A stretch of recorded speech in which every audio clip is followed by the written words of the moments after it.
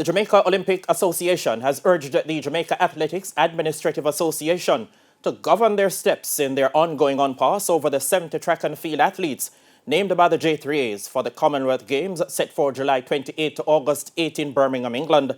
For close to 2 weeks, the JOA has been requesting that the J3As cut the track and field delegation down to 48.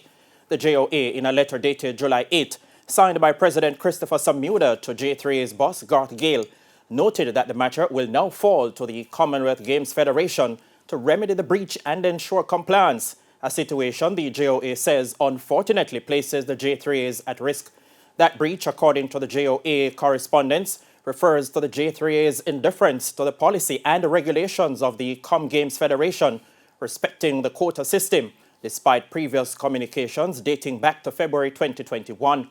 J3A's boss, Gale, declined to comment on the matter on Tuesday. However, a J3A source has rubbished suggestions from the JOA that they need to govern their steps, as the local governing body for track and field only takes its instructions from the International Federation World Athletics. Calls to the JOA President Chris Samuda and Secretary General Ryan Foster also went unanswered as we sought a comment on the issue.